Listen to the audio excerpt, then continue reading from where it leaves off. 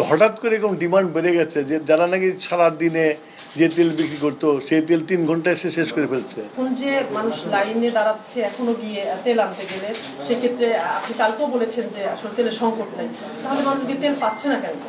সকালবেলায় গেলে অধিকাংশ পাম্পগুলো বন্ধ থাকছে এবং সকালবেলায় মূলত ওরা বলছে যে তেল নাই, বিকেলে পাওয়া যাচ্ছে। রেশনিং আপনারা তুলে নেওয়ার পরও রেশনিং করছে। প্রবলেমটা হচ্ছিল যে সকালবেলা আগে যেমন ট্যাঙ্ক লরির ওরা ভরতো, সারাদিন করেও তেল থাকতো, উদ্বৃত্ত থাকতো, কিন্তু ওরা সারাদিন বিক্রি করে এরকম লাইন দিয়ে বিক্রি করার পরে উদ্বৃত্ত থাকে না।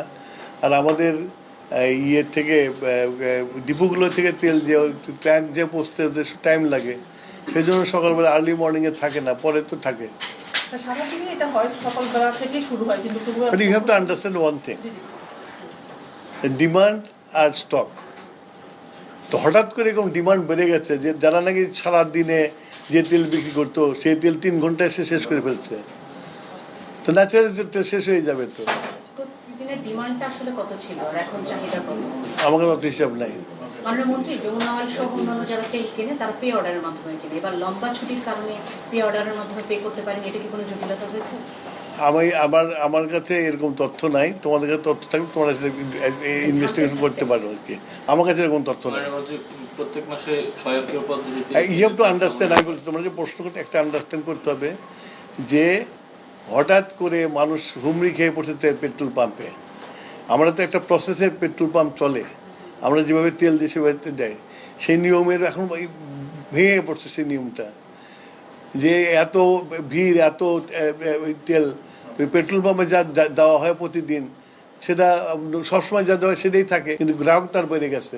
স্বাভাবিকভাবে তেলের তো লাইন থাকবে, পাবে না, তো স্বাভাবিক, এটা তো অস্বাভাবিক কিছু না। তো সরকার আমার রেশনিং এর সিদ্ধান্ত যেভাবে দিয়েছিল সেভাবে আবার ওটা ইম্পোজ করবে কিনা, কোনো সিদ্ধান্ত দিবে কিনা, এগুলা এখনই বলা আমার পক্ষে সম্ভব না। গতকাল আপনি বলেছেন আপনার মজুদ আছে তেল।